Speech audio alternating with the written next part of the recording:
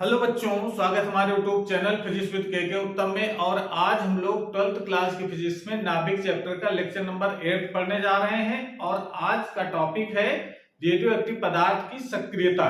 English में कहते हैं इसको activity of radio active substance. तो ये टॉपिक ऐसा है जो पिछले वाले जो टॉपिक है उससे रिलेटेड है, जुड़ा हुआ है। तो अगर पिछला वाला वीडियो आपने नहीं देखा है जिसमें हमने रदरफोर्ड तथा सोडी का नियम पढ़ाया है, तो पहले वो वीडियो देख लीजिए, तब फिर ये वाला वीडियो समझ में आएगा कि सक्रियता का मतलब क्या होता है। ठीक है, तो सक्रियता का मतलब होता है कि जब ये हमको पता है कि जब कोई रेडियोएक्टिव पदार्थ लेते हैं हम लोग तो उससे अल्फा बीटा गामा किरणें निकलती रहते हैं, जिससे उसके परमाणु क्रमांक और द्रव्यमान परिवर्तन होता है, जिसके कारण नए तत्व का जन्म होता है। और इसका मतलब है कि रेडियोएक्टिव पदार्थ का क्षय हो रहा है। अल्फा बीटा गामा करने का मतलब क्या है? उससे द्रव्यमान संख्या में कमी हो रही है, परमाणु क्रमांक में परिवर्तन हो रहा है। तो इसका मतलब है कि उसके पदार्थ में क्षय हो जाता है, यानी उस पदार्थ का क्षय हो जाता है। तो इस क्षय होने की दर कितनी है वो बताती है रेडियोएक्टिव पदार्थ की सक्रियता। यानी किसी पदार्थ के क्षय होने की दर को रेडियोएक्टिव पदार्थ की सक्रियता कहते हैं। तो इसकी सिंपल सी परिभाषा हम लोग पहले ही लेते हैं कि किसी रेडियो एक्टिव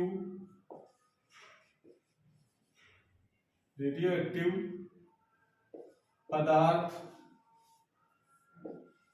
के क्षय पदार्थ के क्षय होने की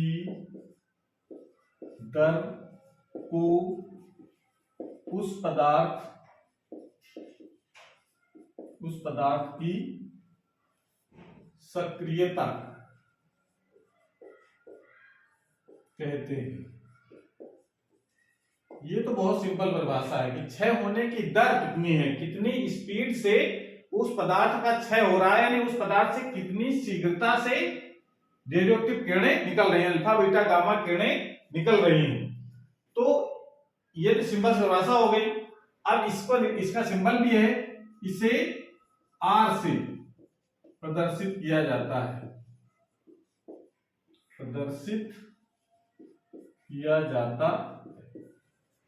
सक्रियता को आर से प्रदर्शित करते हैं।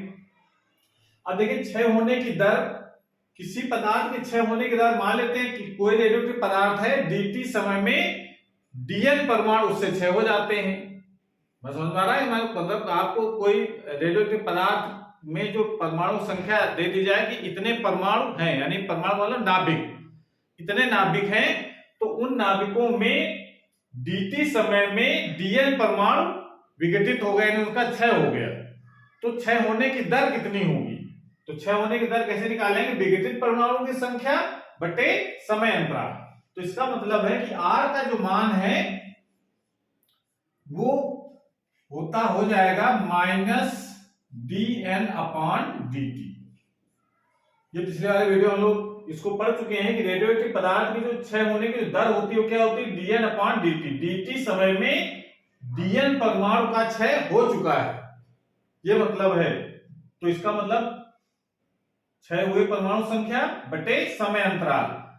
और मानस से बताता है कि जो परमाणुओं की संख्या है वो समय जैसे जैसे बढ़ता है वैसे वैसे परमाणु संख्या घटती जाती है, क्षय होता जाएगा। तो क्या होगा? बचे परमाणु संख्या क्या हो जाएगी? उसकी घटती जाएगी। ठीक है ना? समय बढ़ने से परमाणु संख्या घटती है, वो ऋण चिन्ह बताता है। अब ये चीज तो इसकी मेन परिभाषा से हो गया, क्षय होने की दर। क्षय होने की दर देखिए, अब ध्यान रखना है कि रेडियोएक्टिव पदार्थ की जो क्षय होने की जो दर होती है, क्षय होने की दर अगर निकालनी है तो मतलब होता है इसका dn/dt। और माइनस चिन्ह लगा होता है इसलिए कि समय बढ़ने पर परमाणु संख्या घटती है, तो क्षय होने की दर तो इतनी होती है। तो इसका मतलब है कि जो क्षय होने की दर है वही सक्रियता है। तो इसका मतलब R = -dn/dt हो जाएगा। अब जरा एक चीज हम लोग पढ़ चुके हैं, रदरफोर्ड और सोडी के नियम में कहता है कि क्षय होने की जो दर होती है वो किसके अनुक्रमानुपाती होती है? उस समय जो अविघटित परमाणुओं की संख्या है उसके अनुक्रमानुपाती होती है। तो आप यहां पर लिख सकते हैं रदरफोर्ड तथा सोडी के नियम से, रदरफोर्ड तथा सोडी, इसको डिटेल में हम लोग पिछले वाले वीडियो में पढ़ा है। अगर रदरफोर्ड सोडी के नियम नहीं पता है तो आप पिछले वाला वीडियो देख लीजिए। रदरफोर्ड तथा सोडी के नियम से, नियम क्या कहता है? क्षय होने की दर उस क्षण उपस्थित परमाणुओं की संख्या के अनुक्रमानुपाती होती है। तो जब इसका मतलब देखिए क्षय होती, नियम क्या कहता है कि -dN/dt ये अनुक्रमानुपाती होता है उस क्षण उपस्थित अविघटित परमाणु की संख्या, यानी यहाँ पर क्या है? अविघटित परमाणुओं की संख्या है उसके अनुक्रमानुपाती होती है। जैसे जैसे परमाणु घटते जाएंगे विघटन की दर भी घटती जाती है। शुरू में परमाणु संख्या ज्यादा होगी तो विघटन की दर भी ज्यादा होगी, ज्यादा अल्फा बीटा गामा किरण निकलेंगे। जैसे जैसे परमाणु संख्या घटती जाएगी, यानी क्षय होता जाएगा, परमाणु संख्या भी घटेगी तो विघटन की दर भी कम होगी, यानी उससे निकलने वाले इलेक्ट्रॉन जो अल्फा बीटा गामा कण है उनकी संख्या भी घटती जाती है।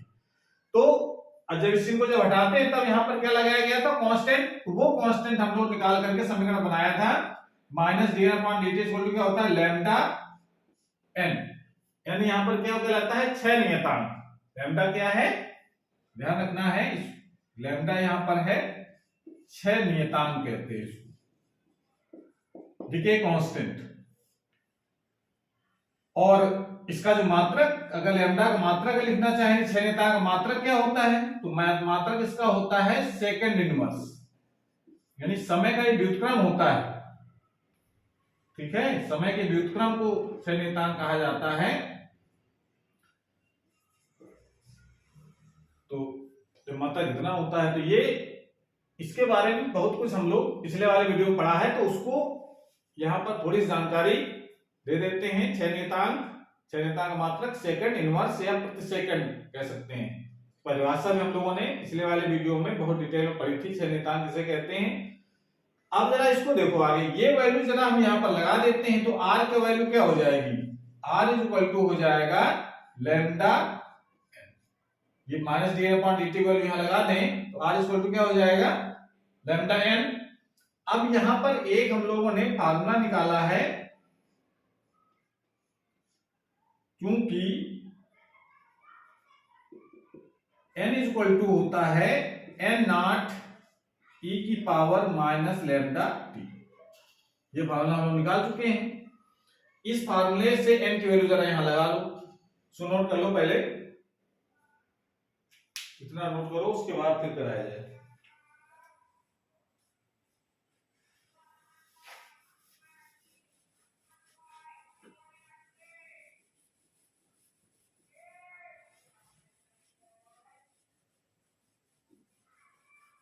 ये जो वैल्यू R = लैम्डा n लिखा है, तो इसलिए ये n की वैल्यू यहां पर लगाओ। तो R कितना हो जाएगा? Lambda n0 e⁻ λt। ये हो सकता है। इसमें अगर हम कंडीशन लगा देते हैं कि यदि बिल्कुल शुरुआत का समय हो, यानी t = 0, तो R कितना हो जाएगा? t = 0 अगर आएगा तो R की वैल्यू कितनी हो जाएगी? e⁻0 1, तो कितना बचेगा? Lambda n0। ये बचा। अब देखिए यहां पर अभी हम लोग लिखा था, ये क्या कहलाती? लैम्डा n जो लिखा है ये सक्रियता है, ठीक है ना? और लैम्डा n0 क्या सक्रियता? यहां पर कब है? जब परमाणु की संख्या, जो बचे हुए परमाणु की संख्या यानी अविघटित परमाणु संख्या अगर n है तो उसकी सक्रियता R है। जब शुरुआत में प्रारंभिक परमाणु संख्या n0 है तो उसकी सक्रियता कौन सी हो जाएगी? शुरुआत वाली सक्रियता होगी, नहीं जब ज्यादा सक्रिय होगा उस समय, ठीक है ना? तो इसका मतलब इस चीज को हम कह सकते हैं प्रारंभिक सक्रियता। इस चीज को हम लोग क्या कह सकते हैं? प्रारंभिक सक्रियता कहा जा सकता है। इसको हम लोग R0 से भी लिख सकते हैं। इसको हम लोग R0 से लिखेंगे और इसका मतलब हो गया कि ये क्या कहलाएगी? प्रारंभिक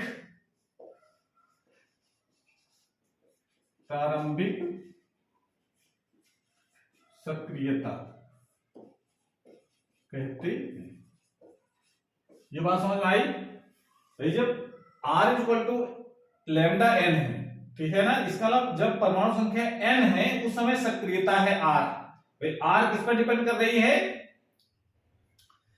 क्षय होने की दर पर, और क्षय होने की दर डिपेंड करती है उस समय उपस्थित अविघटित परमाणु संख्या पर।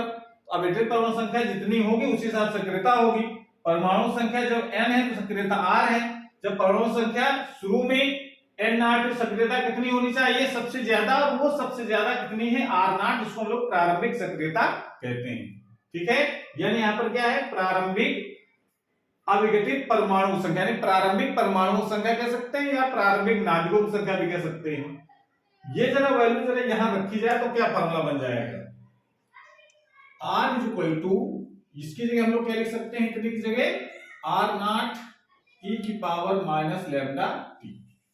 बिल्कुल उसी तरीके से फार्मूला बना है जो फार्मूला हम लोगों ने पढ़ा है, n बराबर n0 e की पावर लैम्डा t। वहां पर n जो होता है वो अविघटित परमाणु की संख्या है। देखिए इसमें आपको ध्यान रखना है, फार्मूला हम निकाल चुके हैं, अभी लिखा भी है, n is equal to n0 e की पावर माइनस लैम्डा t। ये चीज क्या होती है? t समय पर उपस्थित अविघटित परमाणु की संख्या। n है प्रारंभिक परमाणुओं की संख्या, ठीक है ना, लैम्डा है डीके कांस्टेंट, यहां पर r है t समय पर उस पदार्थ की सक्रियता कितनी है। r0 क्या है? प्रारंभिक सक्रियता, ठीक है, ये ध्यान रखना है।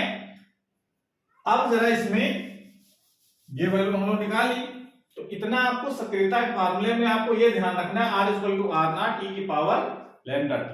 अब जरा सक्रियता का मात्रा की बात हो जाए तो उसको ध्यान रखना है। तो जो एक्टिव, रेडियो एक्टिव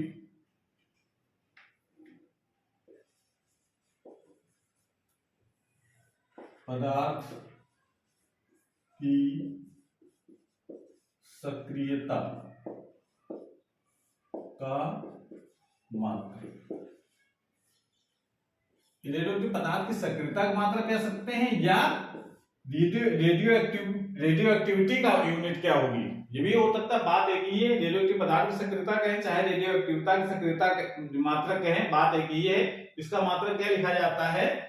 तो एसआई पद्धति में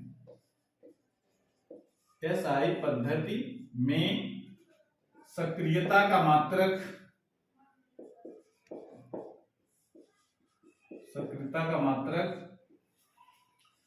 बेकुरेल होता है। बेकुरेल वैज्ञानिक का नाम है जिन्होंने रेडियोएक्टिविटी की खोज की थी, उन्हीं के नाम पर इसका मात्रक भी रख दिया गया बेकुरेल। और बेकुरेल का मतलब विघटन प्रति सेकंड, यानी क्षय प्रति सेकंड कितना होता है। तो इसका मतलब आप ये भी कह सकते हैं कि जो एक बेकुरेल जो होता है, एक बेकुरेल बराबर होता है एक विघटन प्रति सेकंड, यानी एक सेकंड में कितने परमाणु विघटित हो रहे हैं वो बेकुरेल कहलाता है। तो ये तो मात्रक हो गया, उसके अन्य भी मात्रक होते हैं। तो सक्रियता के अन्य मात्रक, सक्रियता के अन्य मात्रक भी होते हैं। एक तो होता है जो पियरे क्यूरी और मैडम क्यूरी ने जो रेडियम की खोज की थी, तो क्यूरी जो उनका टाइटल है उनके नाम पर भी इसका मात्रक होता है। तो सक्रियता के अन्य मात्रक, एक तो क्यूरी होता है और क्यूरी, तथा एक होता है रदरफोर्ड।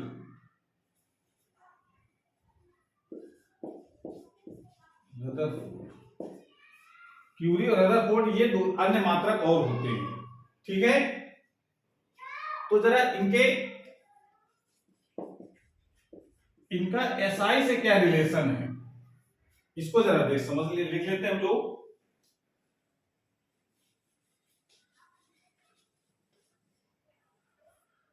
तो एक क्यूरी बराबर होता है 3.7 इंटू 10⁻10 विघटन प्रति सेकंड, या बेकुरेल कह सकते हैं। और एक रदरफोर्ड बराबर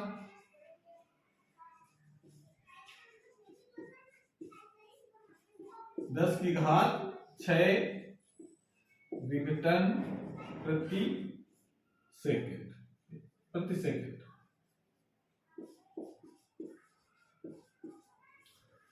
ये इसके एसआई पद्धति के मात्रक संबंध होता है, विघटन प्रति सेकंड अथवा भी लिख सकते हैं ना, अथवा बेकुरेल।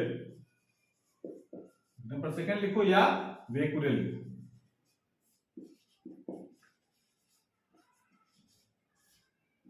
ये हम लोग रिलेशन याद रखेंगे, ठीक है। तो मात्रक कौन कौन से हो गए? एसआई पद्धति का मात्रक तो बेकुरेल होता है, अन्य मात्रक क्यूरी और रदरफोर्ड भी होते हैं। एक क्यूरी में 3.7 10⁻10 विघटन प्रति सेकंड होता है, जिसको हम लोग बेकुरेल भी लिख सकते हैं, और एक रदरफोर्ड में 10⁶ विघटन प्रति सेकंड होता है, जिसको भी हम लोग बेकुरेल लिख सकते हैं। तो एग्जाम में ये भी पूछ ली जाती हैं, तो इसको आपको याद रखना। और साथ में ये भी पूछ लिया जाता है कि क्यूरी किसे कहते हैं, एक क्यूरी की परिभाषा बताओ क्या होगी। तो इसको परिभाषा कैसे लिखेंगे इसको नोट कर लो। तो ये पॉइंट आप ध्यान रखेंगे, क्यूरी में कितने विघटन प्रति सेकंड होते हैं, तो इसकी डिफिनेशन भी आप आसानी से लिख सकते हैं। नोट कर लिया इसको।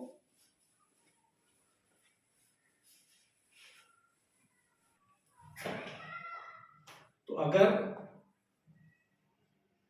ये पूछ लिया जाए कि क्यूरी की परिभाषा, क्यूरी की परिभाषा अगर लिखनी हो तो हम लोग क्या लिखेंगे? तो एक तो क्यूरी परिभाषा लिखे तो क्यूरी किसका मात्रक है? सक्रियता का मात्रक होता है। पहली बात तो आप ये याद होना चाहिए, क्यूरी सक्रियता या रेडियो एक्टिवता का मात्रक होता है। सक्रियता का मात्रक या रेडियो एक्टिवता का मात्रक भी क्यूरी होता है, ठीक है। अब इसकी डिफिनेशन लिखनी हो तो क्या लिखेंगे? तो जनरल सी बात हो गई, ये तो हम लोग पढ़ा है। तो एक क्यूरी कब कहलाएगा? सक्रियता कितनी हो? तो अभी हम लोग लिखा था, यदि किसी रेडियो एक्टिव पदार्थ में 3.7 × 10⁻10 विघटन प्रति सेकंड होता है, तो उस पदार्थ की सक्रियता एक क्यूरी कहलाती है। एक क्यूरी कहलाती, तो ये क्यूरी की डिफिनेशन आप लिख सकते हैं। समझ आया? तो इस प्रकार से किसी रेडियोएक्टिव पदार्थ में 3.7 10⁻10 विघटन प्रति सेकंड होते हैं,